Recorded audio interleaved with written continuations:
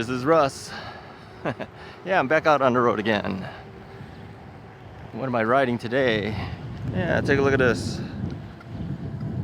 Yeah, does that look like anything to you guys? It's blue, yeah. This is the Radster Road Large from Rad Power Bikes.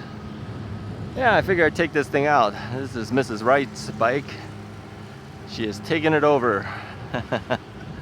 You know, originally we were gonna take this bike, review it, sell it right away. Yeah, that didn't happen. Didn't happen. She was debating whether she wanted to keep it or not. So I took the bike out and rode it for a second ride. Yeah, I went about maybe 6 miles away and then it died on me. Yeah, I told you guys that. Yep, died on me. So I called Rad Power Bikes to say, hey, what's up with your bike? So I talked to the gentleman on the phone, and yeah, he knew who I was. So they decided to send a display screen out to me and a second controller to replace the existing ones. It was the fastest way to fix the problem. You know, we weren't sure whether it was the display screen stopping the thing or whether the controller was bad. Since we didn't know, we changed out both of them. So I brought it to Village Cycle Sport in Arlington Heights. They are an authorized Rad repair station. And I said, hey, fix this thing up for me. And they says, okay, you pay first and then we will reimburse you. Or Rad will reimburse you. I says, no, that's not how I'm gonna do it. You ask Rad for the money and fix it. They go, that's not how we usually do it. I go, well, that's what Rad told me that you should be doing. So we left the bike there, and they called Rad up. It was towards the weekend, so they said, well, let's wait until after the weekend. It was a holiday too. It was Memorial Day weekend, and they said, let's call them up. Let's see what they have to say about this. And sure enough, that's their new policy. Rad will reimburse them. So they fixed it up for me. We picked it up, brought it back, and she's been riding it ever since. So where have we taken this bike? We took it on some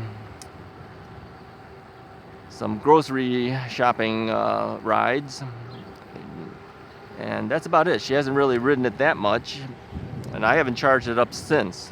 Now, they wanted me to check out the battery, make sure the battery's okay and everything. Well, it hasn't been ridden that much. It's just locally for grocery things. So I decided, well, I'm going to take it out today. I did warn her, if something happens, be prepared to pick me up. Yeah, it was tough last time because you know, this bike uses a through axle. I didn't have tools when she picked me up. I didn't have tools to take the front wheel off, and it was really tight getting it into that Honda CR-V. And so anyway, when we got home, our lawn maintenance guys helped me take the bike out of the car because this is pretty heavy. They were surprised how heavy it was too. Well, you know, it's heavy in the sense of any e-bike being heavy, and not saying that specifically this is a heavy bike in comparison to other e-bikes. It's as heavy as other e-bikes is what I'm saying. So, so yeah, I have not ridden it since. I decided, well, maybe it's time for me to double check this bike too, make sure everything's okay.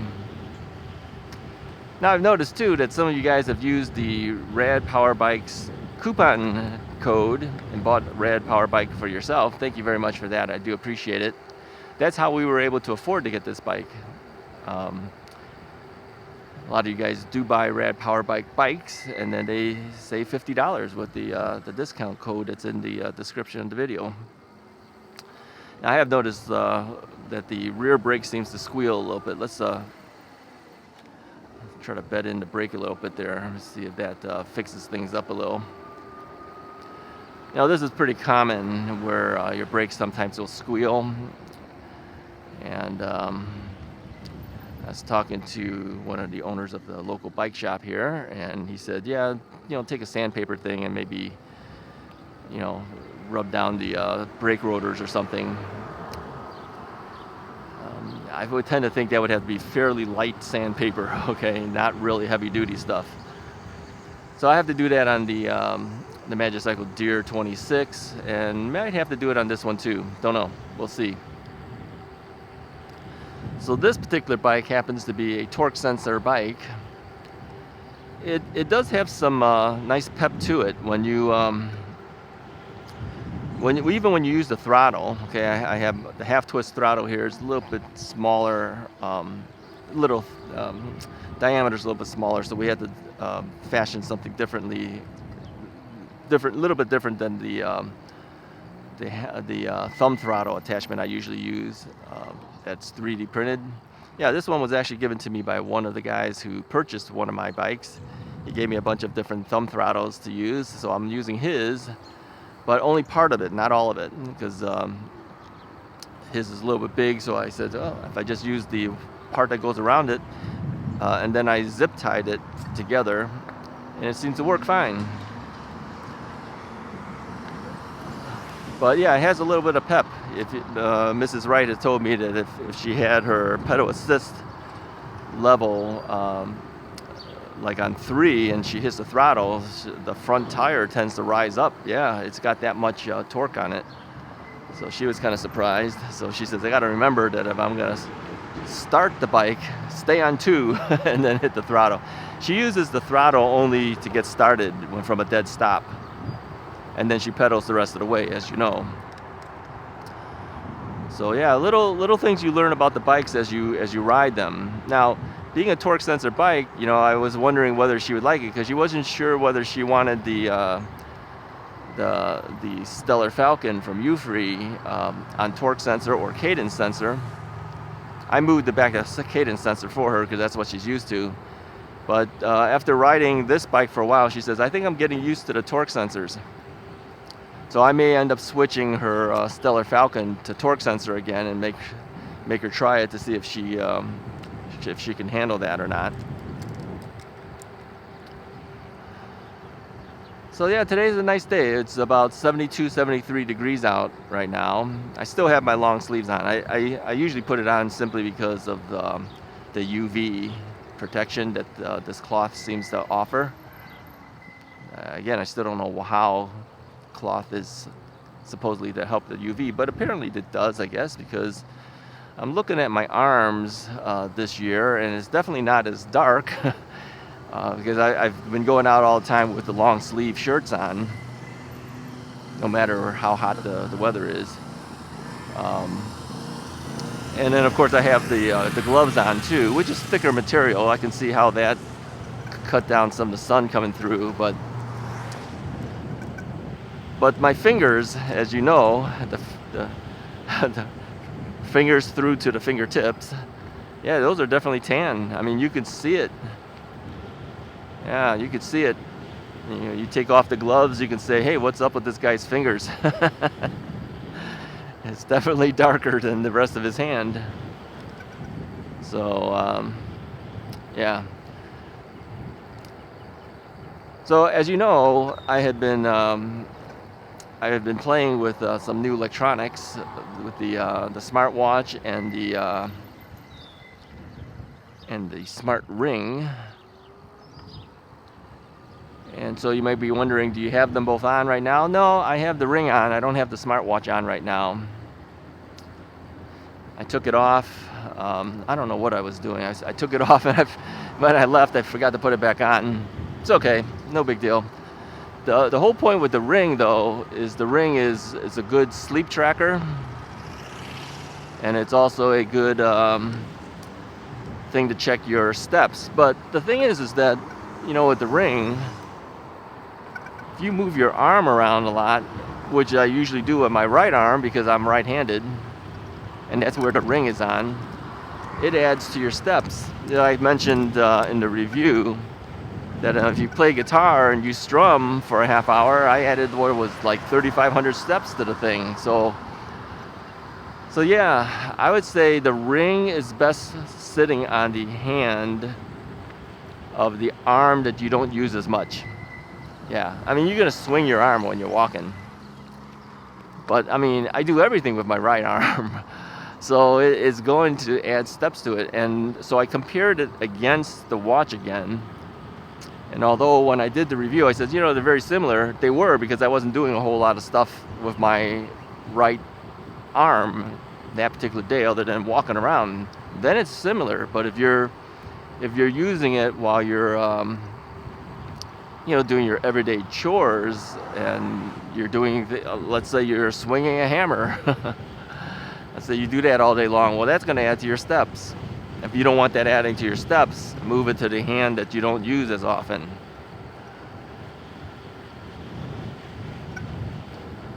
So does it do anything for you when you ride the bike? No, because I'm not swinging my arm around. How does it know, right? It wouldn't know. It doesn't have a GPS or anything like that on it. So it doesn't know I'm moving forward or anything.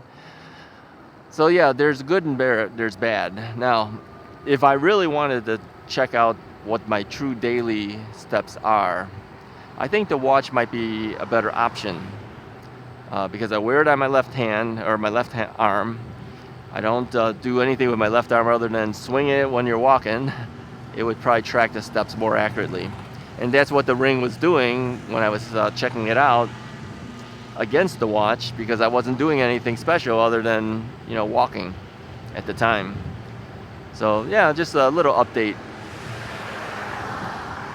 So you might be wondering, would I be taking other electronics in to test? I might. Yeah, I might. If it's health related stuff, I definitely might. Definitely.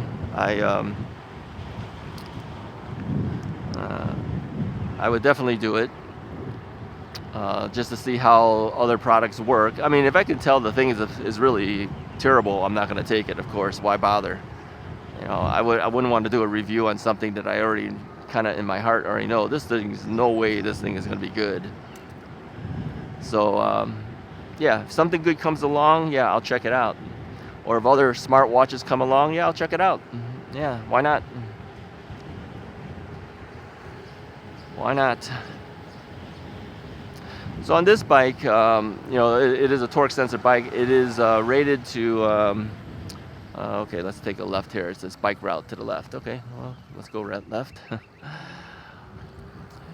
If you pedal, you can go up to 25 miles per hour on this bike, or 28 miles per hour. I think you have an option for either one of those, depending on how you set it up on the display screen. And then if you throttle, you have a maximum of 20 miles per hour. A lot of bikes are doing that now. Yeah, a lot of bikes are doing that.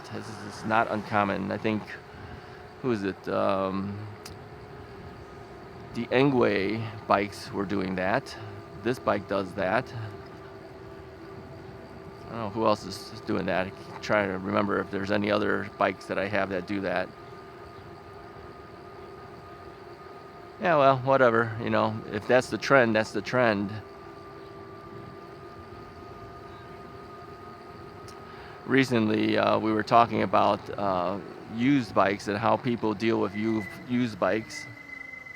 I don't know who I was talking to about that. And they said, you know, how do you sell off used bikes? I go, well, for me, I just mentioned it on the YouTube channel, hoping that one of you guys are interested and will come out and get a bike. But for the average person, yeah, a lot of people mention Facebook Marketplace. I think that's the first thing people mention now. More so, it used to be Craigslist. They would say, try Craigslist, right? Because it, you know, it doesn't cost anything to put an ad on Craigslist. The same thing for Facebook Marketplace. But a lot of people prefer to put it on Facebook Marketplace. But again, there are scams even for those things, right? Okay, this guy's going in turn. So you got to be careful, you know, whoever you're buying it from. You know, I personally wouldn't want to go to somebody's house to go get it. I would rather meet them at a police department or something like that. But some people, you know, they still use their homes. I don't want people coming to my home either. So I prefer, yeah, it's got a slight squeal. I definitely have to deal with it. Okay, this lady's letting me go, so I will go. I have to check that out and see what I could do to kind of stop the squealing of the brake a little bit. Squealing of the brakes is one thing, it's another story if the brake just doesn't stop you. That's another story. These brakes will stop you. It's just they'll squeak a little bit when you're pulling the brake thing. I think if you pull it hard, it seems to be fine. If you pull it softly, that's when it seems to squeal. Yeah, I could see how, you hit the throttle on this thing, that front wheel will lift up. It reacts really fast. So if you're not on the saddle, if you had hopped off the bike and you're not on the saddle and you hit that thing, it's gonna push forward fast. So yeah, be a little careful. It's got some power to it. So what do I think of this bike? Yeah, it's a nice bike. Yeah, it's not too much stuff I can complain about other than the fact that it died on me that one time. Those things do happen though. Sometimes you do have something that just doesn't seem to work quite right and it just dies. I just hope that that wasn't a commonplace thing for this model of the bike. I mean, it was a brand new bike, right? Just came out and everything, and then that happens to it. But they did give me another controller. Hopefully they gave me a good one, and they gave me another display screen. Yeah, people are out. Kids are out riding their bikes on the sidewalk with their parent. Couldn't see who it was. Assuming it's the parent. But yeah, it's a good day to go out. The thing is, I always ride in the morning if I can. Sorry if you've got lens flare coming in, because I know we're probably not angled in the right direction. We'll swing around, go the other direction. It'll look okay.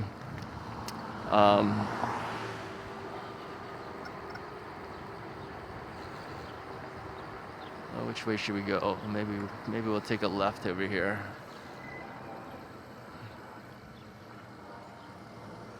Yeah, I usually go in the mornings because I don't want to deal with the weather being hotter and hotter throughout the daytime. And I've noticed a lot of other people do the same. Even the guys who ride non-electric bikes, they're zipping around pretty fast, those guys. They're usually out in the morning as well. They'll do their morning ride, then they'll head to work or wherever. But I think part of the reason might be that, but the other part is the fact that, it's cooler. Yeah, I mean, nobody really wants to ride in hot weather. I don't think so. Some people might. I don't. Road construction ahead. Well, let's not take that road. Let's head back this other way. Yeah, I didn't put a cell phone mount on the bike here, so I've got my cell phone in my pocket. And with my lousy sense of direction, I just have to kind of remember, did I turn, did I not turn, which direction am I headed? Now, another way you can tell, of course, is the direction of the sun. We were facing the sun, so I would assume that's facing east since it's morning time, right? And that now we're going west. I remember, I told this story once before. I remember my dad would always tell me, I just follow my nose. And I said, hey Dad, which way are we going? I don't know, we just follow my nose. I always asked him why he said that, and how is he able to find his way around without ever using a map? Guy never used a map. He never did. Very seldom, very rarely. Okay, if he's going out of state, he'll use the map, but otherwise, he never looked at the map. He didn't know where he was going, but he always found his way around. So I finally asked him, how do you know which way you're going? He goes, take a look at the cars. I go, why? What's up with the cars? Take a look at the shadow. Wherever the shadow falls, that tells you the direction that you're going based on the time of the day. I never thought about that. This is the thing with kids. Kids don't know anything, right? I go, oh, that's smart. He goes, yeah, that's because I'm your dad. Parents know things. Kids don't know anything. Yeah, it was pretty funny.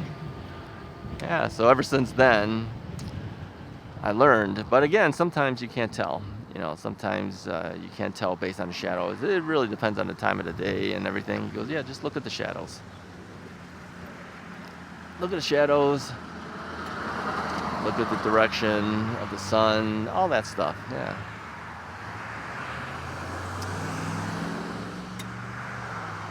So this Radster Road large, what's the difference between the large and the standard size? Well, the standard size doesn't have an extra bar across it. The large does. So the large is technically a mid-step. The other one is probably a step through, more so of a step through, right? And so how is Mrs. Wright handling that extra bar? That's fine. You know, she has to either swing her leg over or she steps through it. She tends to step through it. I mean, she can lift her leg up pretty high. She has no problems with her knees like I do. So she just kind of steps through it, steps out of it. I think she probably would be better with the other version of it, but then, you know, she's not the only one riding it. You know, I'm riding this thing now, so I need the larger frame because physically it's a little bit taller. I'm 5'10". I think she's like 5'4". Is that right? Something like that. I keep forgetting. 5'4", 5'5", 5'4", I think.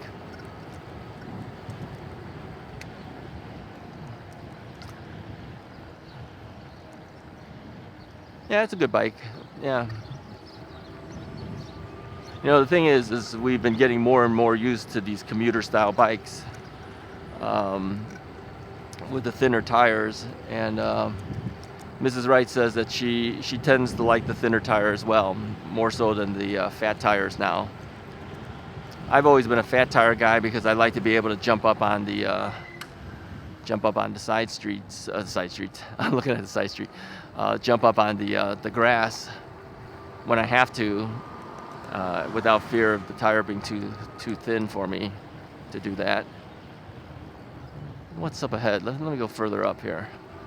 And but I do like the fact that these things are more nimble. When I say more nimble, I mean you can maneuver a lot easier with these thinner tires than with the fatter tires. Fatter tires don't seem to react as quickly when you make a quick turn or something like that.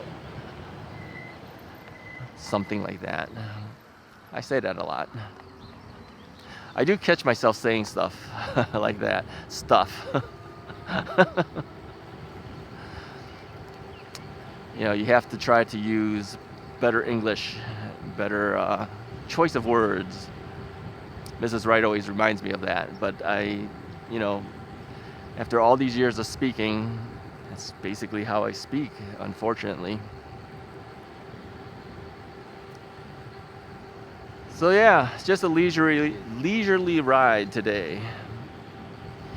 A lot of times I catch myself, you know, mispronouncing a word. It's not because I don't know how to say the word. I can't hear myself sometimes when the wind blows up against your ears. I don't know if it's against your ears, but across your ears, I don't know what it is. And so then you find out that you're saying things incorrectly. And so I kind of tend to stop and correct myself again.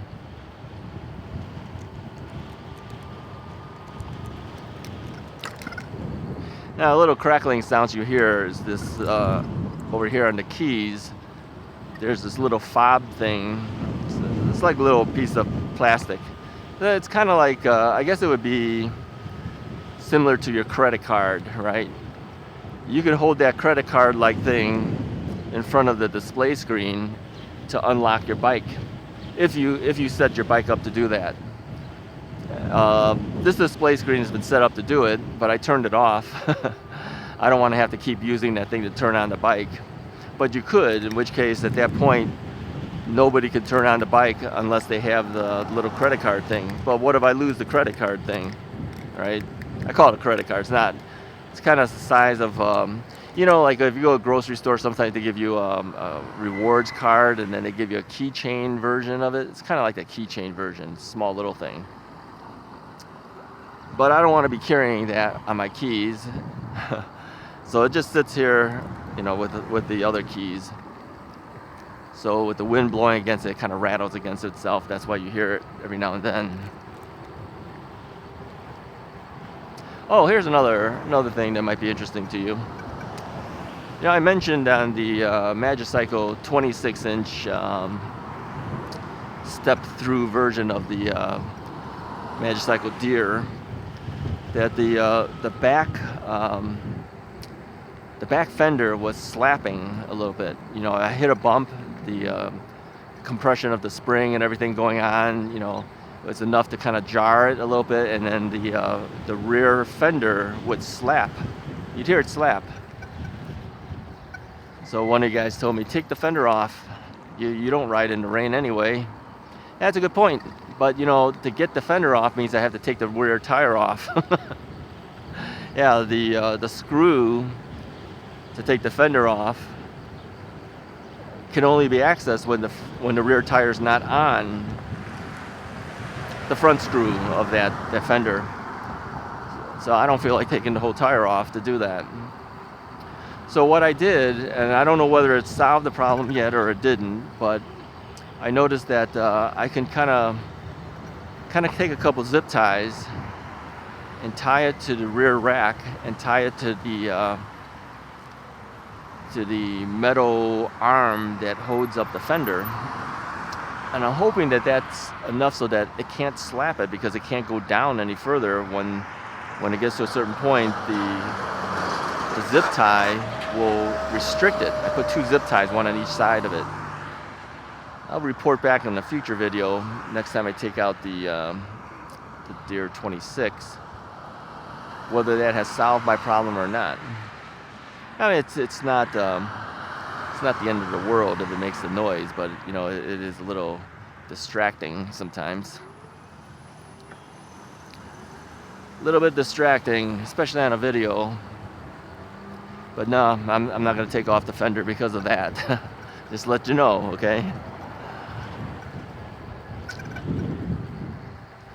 Yeah, every bike has a little squeak here, squeak there, little, oh, I gotta turn here. Here's a little squeak. That's the rear brake. Yeah, every bike has a little squeak here and there, so no big deal. You just got to learn to deal with it.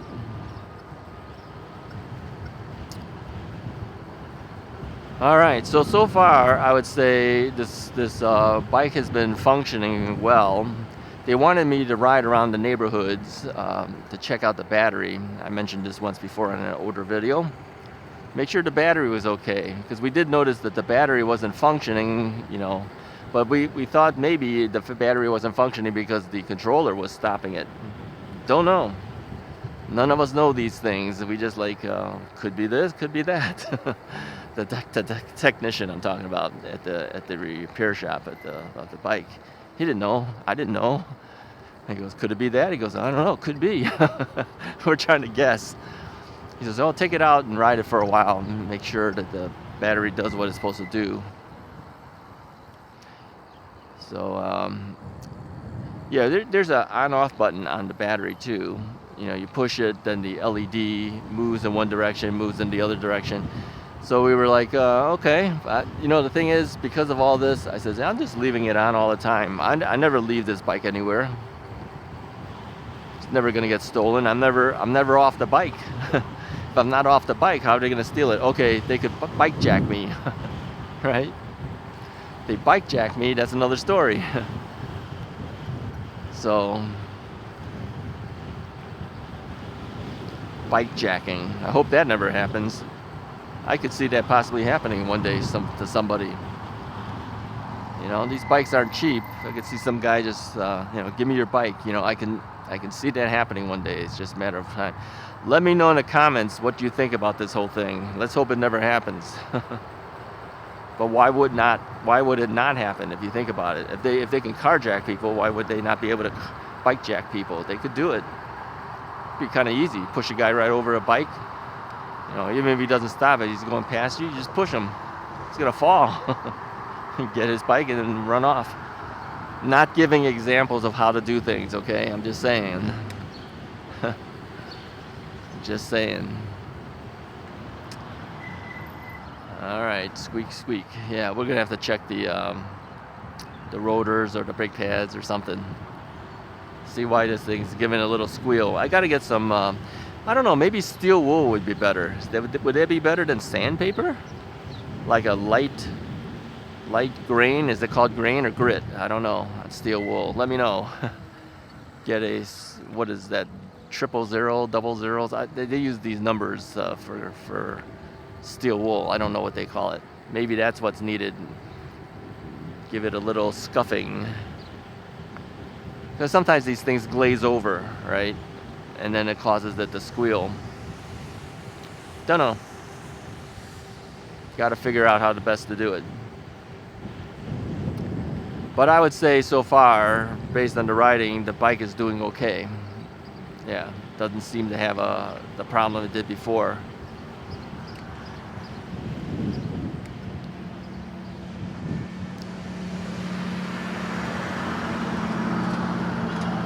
We'll pedal a little.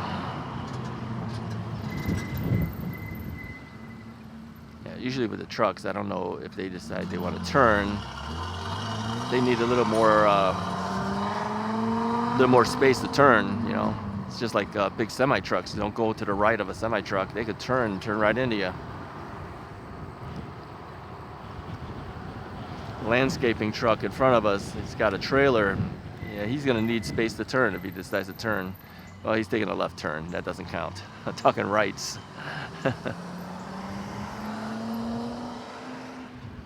Alrighty, that's about all I have for you guys for today. I just wanted to get out, you know. The thing is, if it's a nice day, you've got to get out. You got to get out and ride a little bit. Take advantage of the weather. Hopefully you guys are doing the same. Anyways, appreciate you guys coming along. If you liked the video, hit the like button, hit the subscribe button if you haven't already done so. Talk to you guys next time.